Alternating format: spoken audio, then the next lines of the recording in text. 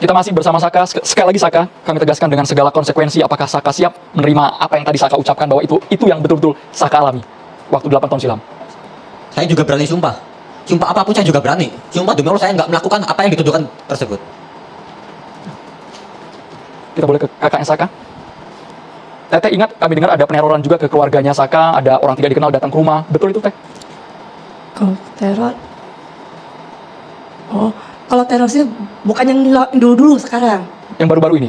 Setelah Saka bebas? Ya, kalau dulu enggak ada. Terornya seperti apa bentuknya? Ya, datang tamu lagi, nanyain kasus seperti itu yang kemarin. Padahal Saka ini udah mau selesai kan, laporannya 2 bulan lagi. Walaupun di luar Saka juga masih laporan ini tuh. Sampai sekarang masih laporan? Masih. Berarti sampai sekarang masih berinteraksi sama polisi? Masih. Di lapasnya Bapas. Berarti masih pembebasan bersyarat? Masih Dalam pengawasan? Iya. Pembebasan dalam pengawasan. Maksud kami ketika Saka tadi mendapatkan tindakan kekerasan di kantor polisi dengan oknum polisi ya Saka ya, saat akhirnya Saka dipaksa untuk mengaku, ada perubahan perilaku Saka dari aparatnya? Boleh Saka? Naiknya diarahkan ke Saka Teh? Ngomong kayak gini. Kalau dari awal kalau kayak gini kan nggak ada bakalan dipulih kayak gini. Bilang begitu. Berubah drastis? Berubah drastis. Ketika sudah ada pengakuan itu terucap dari mulut Saka? Iya betul.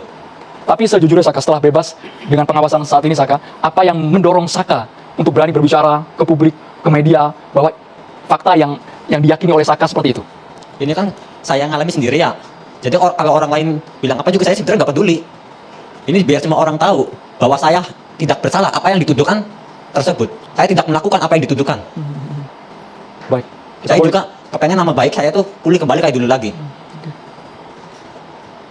Buktinya apa Saka yang saat ini selain secara lisan Saka ucapkan, bukti yang bisa ditunjukkan ke aparat yang Saya Saka miliki dan juga kuasa? dari awal juga punya saksi bahwa saya ada di rumah sama kakak saya. Sampai saya pergi ke bengkel juga sama paman saya. Tambahan dari pihak keluarga? Ya, waktu itu saya hadirkan semua, tetapi hakim selalu mengincarnya selalu ke BAP, walaupun saya hadirkan semuanya. Dengan nadanya tinggi, jadi saya sendiri di situ bingung. Saya berupaya mengumpulkan barang bukti seadanya, benar-benar dicari. Saya hadirkan waktu itu, tapi tidak didengar. Sampai saya ingat sekali satu momen ada dari saksi yang dari pihak penuntut itu menyatakan bahwasanya Vina itu memakai rok mini, tetapi ketika barang bukti dikeluarkan itu celana panjang. Itu yang membuat saya kok janggal. Bukan cuma itu, kan bajunya juga kelihatan. Saya itu orang awam, saya nggak mengerti hukum, tapi dari baju saja sudah kelihatan. Oh yang lain kenapa? Saya berusaha mengikuti aturan, ini gagal, coba lagi, saya ikuti lagi, sampai ke Mahkamah Agung, gagal juga, tidak didengar, ya sudah. Makanya yang terakhir itu adalah sidang presiden. Saya tanyakan ke Saka langsung, Saka, dari pihak keluarga, semuanya sudah berusaha, saya sudah ikhtiar. Yang saya dapatkan ikhtiar itu adalah sebuah pakaian. Saya balikan lagi ke Saka, bagaimana? Apakah mau lanjut atau bagaimana? Karena jujur orang tua itu tidak mampu, kami itu dadak nyari uangnya. Kami tidak mampu pada saat itu. Jadi pada pas putusan sampai hukuman seperti itu, saya benar-benar balikin lagi ke Saka, harus bagaimana? Karena pada posisi itu benar-benar sudah lelah, berupaya sebegitu berjuangnya, tidak didengar. Baik Teteh. Pemirsa, kita boleh beralih ke Sudirman. Sebenarnya dari 8 tersangka yang diringkus oleh polisi, kala itu hanya Saka yang sudah bebas dan 7 orang lainnya divonis seumur hidup penjara. Saat ini sudah bergabung bersama kami ada Pak Suratno yang merupakan orang tua dari Sudirman dan juga ibu kandungnya, Ibu Sairo. Pak Suratno, yang Bapak ingat 8 tahun silam yang dialami oleh Sudirman seperti apa, Pak Suratno? Ya, kalau Sudirman orangnya kurang pendiam, kurang ngomong. Dari sana sini diam aja, sama orang tua aja jarang ngobrol. Kalau makan aja utang ngumpet gitu. Kalau suka ya itu, gak bisa ngomong lah, jarang ngobrol. Dari Ibu Sairo, sebagai ibu kandung dari Sudirman, Ibu, komunikasi terakhir seperti apa? Ibu Titi mungkin bisa bantu kami selaku kuasa hukum Sudirman. Di antara waktu itu para terdakwa, memang Sudirman sebetulnya memiliki tingkat kecerdasan yang sangat rendah. Walaupun saya tidak bisa menyebutnya dengan ini idiot, karena memang di persidangan juga saya pernah mengajukan untuk diperiksa ahli jiwa, cuma ditolak. Justru di Sudirman lah yang sampai hari ini muntah darah. Kemarin saya dapat informasi juga ini muntah darah. Karena di luar sidang pun karena mungkin tekanan-tekanan yang diterimanya karena tingkat kecerdasannya sangat rendah, dia juga hanya lulusan SD, mudah sekali dia, saya bahasanya kayak gimana, mudah sekali dipaksa mengaku. Pada akhirnya pengakuan itulah yang mengakibatkan dia tidak saja pada akhirnya dibully oleh teman-teman yang 8 orang itu. Karena saya betul-betul saat sebelum sidang Sudirman dihadirkan di dalam ruang tahanan, sebelum masuk itu dia sempat muntah darah karena dipukuli justru oleh teman-temannya. Jadi itu saya bicara di luar sidang karena memang saya sebelum ini kan melihat dulu kondisinya. Dan pada satu kesempatan dia sempat memakai masker. Waktu itu saya ingat betul salah satu hakim ketua menyatakan, kenapa Sudirman pakai masker?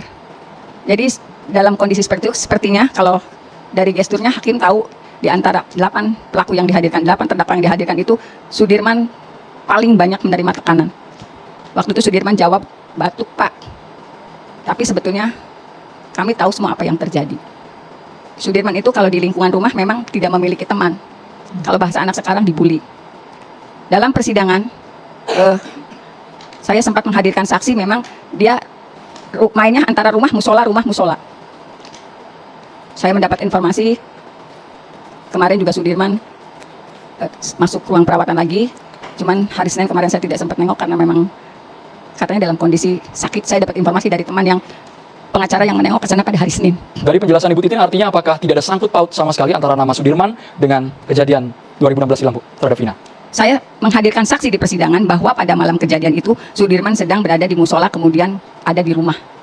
Jadi saksi-saksi alibi yang dihadirkan itu memang tidak ada yang diterima dalam persidangan. Baik, Ibu Titin, kita boleh langsung ke kuasa hukum dari keluarganya Vina, kuasa hukum almarhumah Vina. Mbak Putri melihat kasus yang terus berkembang saat ini, bahkan penelusuran terhadap 3 DPO masih terus diinvestigasi oleh pihak polisi. Fakta baru, Saka mengaku ia bukan bagian dari tersangka. Mbak Putri. Ya, memang ini luar biasa mengagetkan ya Mas ya. Kalau memang dari Saka sendiri mengatakan dia tidak melakukan perbuatan tersebut, saya justru semakin bingung kenapa 8 tahun baru mengakui sekarang Saka. Itu. Karena 8 tahun ini bukan waktu yang sebentar. Kenapa kamu harus bersedia menahan diri? Apakah di persidangan kamu tidak mengatakan kepada majelis hakim, saya dipaksa Pak untuk mengakui? Karena banyak tekanan. Saya dipukulin, dari polisi juga banyak tekanan. Jarak mic-nya boleh Saka lebih mendekat ke mulut? Kenapa Saka? Banyak tekanan dari polisi. Saya dipukulin ke polisi. Oke, kamu kan dipukulinya di kantor polisi toh? Iya, Saat kamu dilimpahkan kejaksaan, apa kamu dipukuli lagi? udah jarang. Jarang. Nah, waktu Ibu Titin, waktu di persidangan, apakah Saya tidak suka diinterogasi seperti itu. Bahkan nggak tahu suasana persidangan seperti apa. Mbak cuma bisa berteori hari ini. Saya yang paling tahu apa yang ada di saya dalam sidang. bertanya Bu, Nggak, justru saya bertanya, saya kenapa tidak mau. baru 8 tahun Ibu baru muncul ke permukaan karena film ini tayang? Karena Mbak nggak pernah tahu apa yang sudah saya lakukan. Justru saya bertanya, karena Ibu sebagai kuasa hukumnya, jangan Ibu menggiring opini 8 tahun Bu.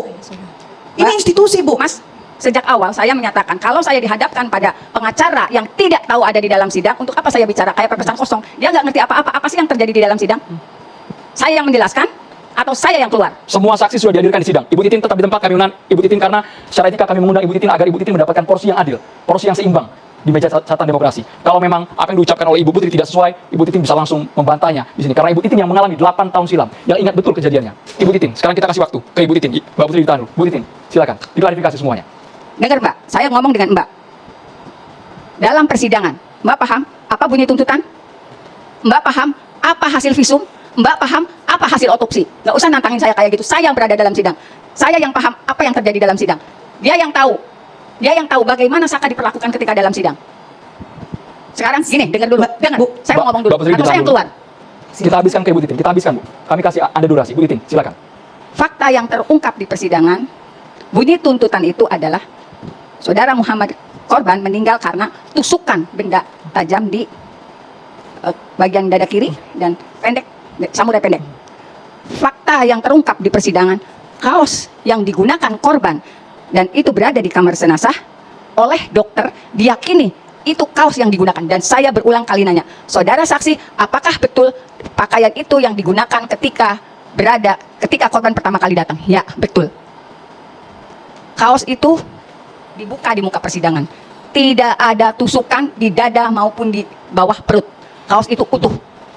Padahal kaos itu sudah dimakamkan, dikubur bersama jenazahnya. Dari hasil visum, dijelaskan, saya harus buka. Dijelaskan pada intinya ada satu kalimat, bukan karena tusukan. Dari hasil otopsi, meninggalnya akibat patahan tulang tengkorak belakang. Untuk lengkapnya saya punya hasil visumnya. Karena ini 8 tahun saya jaga ini. Dari berkas yang ada cuma ini yang selamat, yang lainnya kerambesan air. Jadi kalau saya berbicara dengan orang yang enggak mengerti sidang, saya capek. Kayak monyet nganggu gulung kalapa kalau kata orang Sunda mah. Mbak bisa aja ngomong, enggak, kenapa mesti bicara sekarang? Mbak enggak tahu, dari 2016 saya sudah lapor kemana-mana, cantik. Saya sudah lapor ke Propam Polda Jabar, keluarganya tahu. Saya sudah lapor ke Komisi Yudisial. Saya sudah lapor ke Komnas HAM. Dapat apa dari mereka? Saya nggak dapat apa-apa informasinya. Jadi saya tidak mau diberi pertanyaan yang orang nggak ngerti dalam sidang. Paham? Kalau saya misalnya nanya lagi ke saya yang keluar. Lalu saya harus Bu Titin, Bu Putri, ibu-ibu berdua tetap di meja catatan demokrasi. Kita akan berikan porsi yang sama dan juga seimbang. Sekarang kita dengarkan tanggapan dari Ibu Putri tanpa bertanya langsung kepada Ibu Titin. Bu Putri, ditanggapi Ibu Putri. Iya, jadi begini Mas, memang kami ini kan kuasa hukum baru. Iya toh? Jadi kalau kami bertanya, wajar dong. Betul Pak? Terus saya harus bertanya dengan siapa? Karena Anda kuasa hukumnya. Kalau saya tanya sama Bapak, ya nggak mungkin Bapak bisa jawab karena Bapak pun tidak bersidang. Kan Ibu lucu, saya bertanya. Ibu kan bilang sudah mengadu ke sana ke sini, berarti kan tidak ada hasil. Berarti di fakta persidangan itu terbukti. Kalau Ibu mengatakan Anda tidak tahu bersidang, iya saya memang tidak bersidang saat itu. Bagaimana saya bisa tahu? Saya ini menanyakan sama Ibu, setelah Ibu tidak berhasil mengadu ke sana ke sini, apa yang Ibu lakukan? Sekarang kan muncul film Pinang baru blow up lagi. Nah, Ibu sekarang baru keluar dengan Saka. Oke, saya ceritain Mbak. 2016, 2017, dokumen saya mengenai salah tangkapnya Saka sudah keluar. Sudah keluar. Saya harus ngomong human interest, Mas. Setelah film itu turun, demi Allah teman saya di Cirebon semua telepon saya. Mbak Titin gini-gini nih. Mereka sebetulnya 2016, 2017 itu mereka tahu apa yang terjadi. Wartawan Cirebon tahu apa yang terjadi. Kemarin setelah Saka bongkar, demi Allah demi Rasulullah, salah satu wartawan nangis. Mbak Titin maaf, dulu kami nggak dengar apa yang Mbak Titin ngomong. Dosa saya 8 tahun dibiarkan seperti ini. Dari situ juga saya mendapat informasi. Dulu ada wartawan dari Jakarta disuruh ke Cirebon tapi pulang lagi. Karena? Ya saya nggak ngerti. Kan mereka yang tahu Mas. Baik. Untuk liputan ini. Karena yang dihembuskan waktu itu kan geng motor tahun 2016, 2017. Jadi blow up-nya itu seolah-olah ada kekejaman yang luar biasa dari para pelaku ini.